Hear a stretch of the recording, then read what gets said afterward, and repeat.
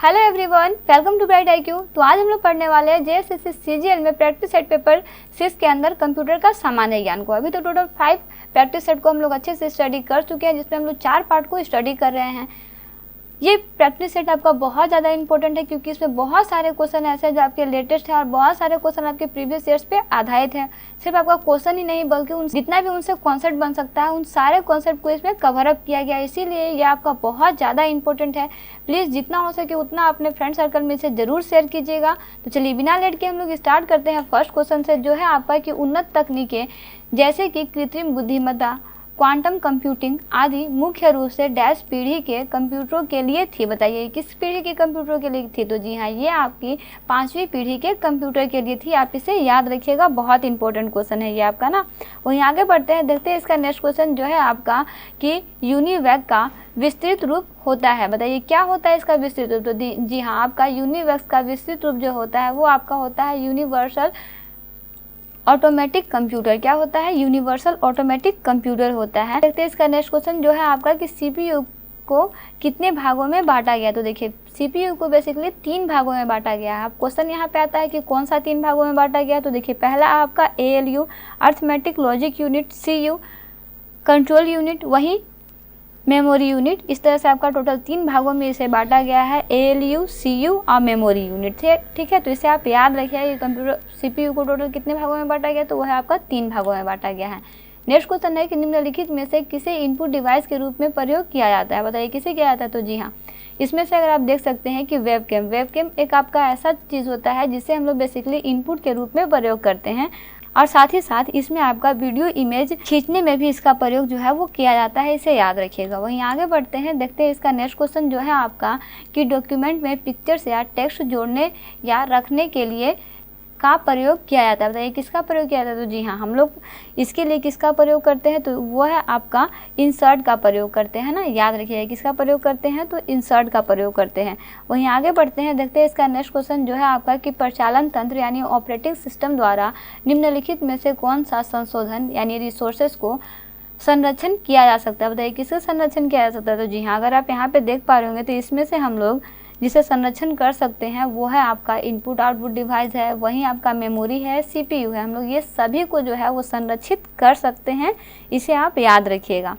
ठीक है, चलिए वहीं आगे बढ़ते हैं, देखते हैं इसका नेक्स्ट क्वेश्चन जो है आपका कि डिस्क की मुख्य डायरेक्टरी को क्या कहा जाता है? बताइए बहुत इंपॉर्टेंट क्वेश्चन है। तो जी हाँ, डिस्क की मुख्य डायरेक्टरी को बेसिकली रूट कहा जाता है। क्या कहा जाता है? रूट कहा जाता है। इसे आप याद रखिएगा। ठीक है, और इसमें आप एक चीज़ याद रखिएगा कि ये रूट फाइल जो होता है ना, रूट फाइल उस डिस्क विभाजन में निहित होता है जिसमें रूट निर्देशिका स्थित होती है। तो इसे आपको याद रखना है। वही नेक्स्ट क्वेश्चन है आपके पास कि यूनिक्स ऑपरेटिंग सिस्टम को आमतौर पर किस रूप में जाना जाता है? बहुत इंपॉर्टेंट क्वेश्चन है। तो जी हाँ, यूनिक्स ऑपरेटिंग सिस्टम को आपका मल्टी यूज़र ऑपरेटिंग सिस्टम के रूप में जाना जाता है। किस रूप में जाना जाता है? तो मल्टी यूज़र ऑपरेटिंग सिस्टम के रूप में जाना जाता है। वहीं अगर हम लोग यूनिक्स की बात करते हैं तो यूनिक्स जो होता है वो आपका एक उच्च स्तरीय प्रोग्रामिंग भाषा यानी कि हाई लेवल प्रोग्रामिंग लैंग्वेज में लिखा जाने वाला पहला ऑपरेटिंग सिस्टम है, और बेसिकली यह प्रोग्रामिंग की C भाषा में लिखा गया है। इसे आप याद रखिएगा। यह आपका मल्टीटास्किंग व मल्टी यूज़र यानी कि बहुप्रयोगता ऑपरेटिंग सिस्टम है। तो आप इसे याद रखिएगा, बहुत ज़्यादा इंपॉर्टेंट है क्वेश्चन है। इसमें बताए गए 2-3 फैक्ट भी है जो आपके बहुत इंपॉर्टेंट है। वहीं आगे बढ़ते हैं, देखते हैं इसका नेक्स्ट क्वेश्चन जो है आपका कि निम्नलिखित कथन में कौन एक डेस्कटॉप कंप्यूटर का सही वर्णन नहीं है? वर्णन है नहीं है, आपको बताना है। ठीक है, तो देखिए अगर हम लोग यहाँ पे देखते हैं, आ जाइए नीचे ऑप्शन डी में। यहाँ पे क्या है कि यह एक प्रकार का पोर्टेबल कंप्यूटर है। तो देखिए आपका डेस्कटॉप जो होता है वो आपका एक पोर्टेबल कंप्यूटर नहीं होता है। बाकी का सारा जो आप ऑप्शन देख रहे हैं ये सब सही है, लेकिन जो गलत है वो आपका यह है कि ये एक आपका पोर्टेबल कंप्यूटर है। आपका गलत है ना। वहीं आगे बढ़ते हैं, देखते हैं इसका नेक्स्ट क्वेश्चन जो है आपका मशीन लैंग्वेज डैश का प्रयोग करती है। बताइए मशीन लैंग्वेज किसका प्रयोग करती है? सोच समझ के आंसर दीजिएगा। तो जी हाँ, मशीन लैंग्वेज जो होता है वो आपका CPU प्रोसेसिंग कोड का उपयोग जो है वो करता है। बहुत इंपॉर्टेंट क्वेश्चन है। वहीं अगर हम लोग बात करते हैं मशीन भाषा का, तो मशीन लैंग्वेज जो है वो आपका कंप्यूटर की आधारभूत भाषा है। यह केवल 0 और 1 2 अंकों का प्रयोग से निर्मित एक श्रृंखला में लिखी जाती है। और बेसिकली इसमें आपको एक चीज़ और याद रखना है कि यह एकमात्र कंप्यूटर प्रोग्रामिंग भाषा है जो कंप्यूटर द्वारा सीधे सीधे समझी जाती है। उसे आप याद रखिएगा ना, बहुत इंपॉर्टेंट क्वेश्चन है ये आपका। वही नेक्स्ट क्वेश्चन है आपके पास कि कंप्यूटर भाषा जावा के आविष्कारक कौन है, बताइए कंप्यूटर भाषा जावा के आविष्कारक कौन है, तो जी हाँ वो आपके हैं सन माइक्रोसॉफ्ट। कौन है, सन माइक्रोसॉफ्ट है ना। वहीं आगे बढ़ते हैं, देखते हैं इसका नेक्स्ट क्वेश्चन जो है आपका कि कंप्यूटर भाषा में 1 मेगाबाइट में कितने बाइट होते हैं। देखिए मेगाबाइट का बात हो है तो जी हाँ मेगाबाइट को किससे डिनोट करते हैं, एमबी से डिनोट करते हैं। तो जी हाँ कंप्यूटर भाषा में 1 मेगाबाइट में आपका 10,48,576 बाइट जो है वो होता है, उसे याद रखिएगा।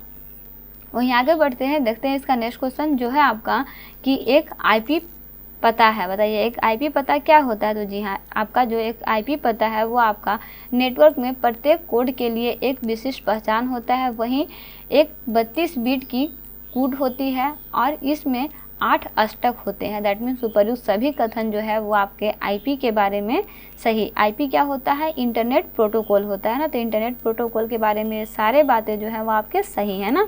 चलिए आगे बढ़ते हैं, देखते हैं इसका नेक्स्ट क्वेश्चन जो है आपका कि निम्नलिखित में से कौन सा एक इस समूह से संबंधित नहीं है।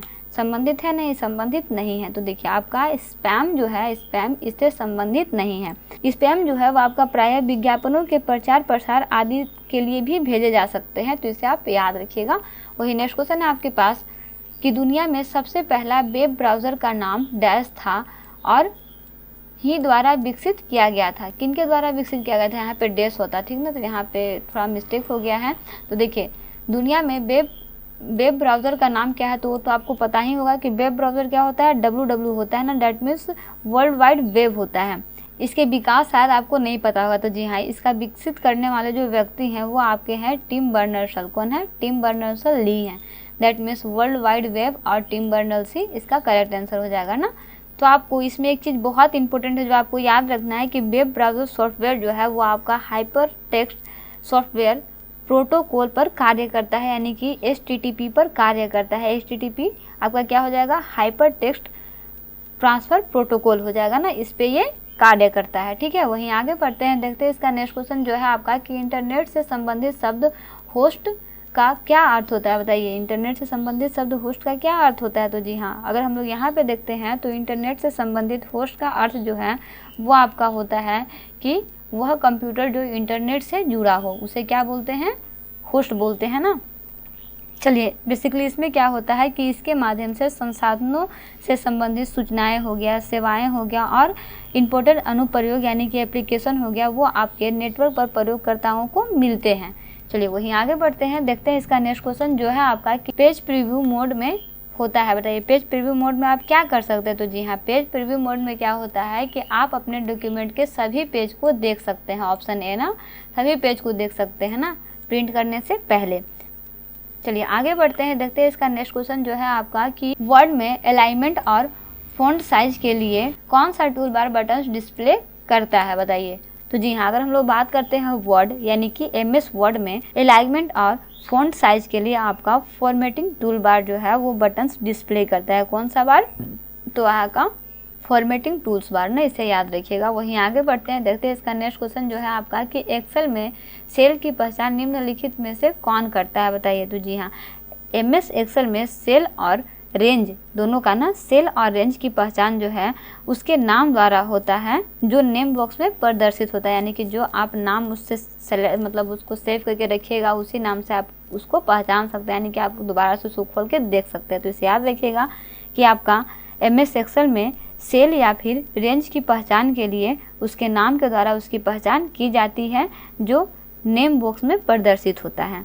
वही नेक्स्ट क्वेश्चन है आपके पास, एंटिटीज गुण और संबंध किससे संबंधित है, बताइए। बहुत इंपॉर्टेंट क्वेश्चन है। तो देखिए आपका एंटिटीज गुण और रिलेशनशिप यानी कि संबंध जो है वो डाटा के तार्किक अवधारणा से संबंधित है। किससे संबंधित है, तो डाटा के तार्किक अवधारणा से संबंधित है। दैट मीन्स आपका ऑप्शन सी जो है इसका करेक्ट आंसर हो जाएगा।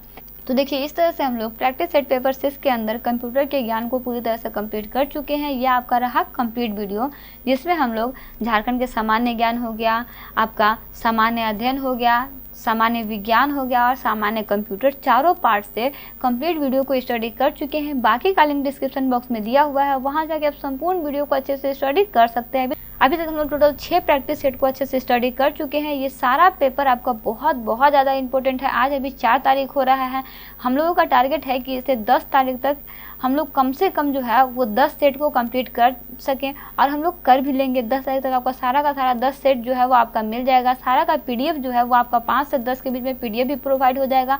सारे क्वेश्चन को आप अच्छे से स्टडी करते रहिए। क्वेश्चन में कोई भी प्रॉब्लम हो, कुछ और रिलेवेंट कंटेंट चाहिए तो उसके लिए भी कमेंट बॉक्स में कमेंट जरूर कीजिएगा।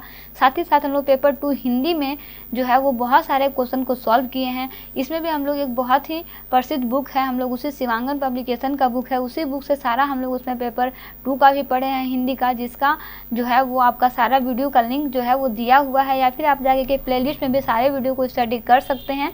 और बाकी का आपका बच गया रीजनिंग और मैथ। रीजनिंग और मैथ की बात करते हैं तो रीजनिंग और मैथ जो है उसे भी हम लोग बहुत शॉर्ट टाइम में, लगभग 3 से 4 दिन में जो है वो पूरे वीडियो को स्टडी करेंगे, क्योंकि सारे पार्ट से आपका 2-2 चैप्टर बचा हुआ है।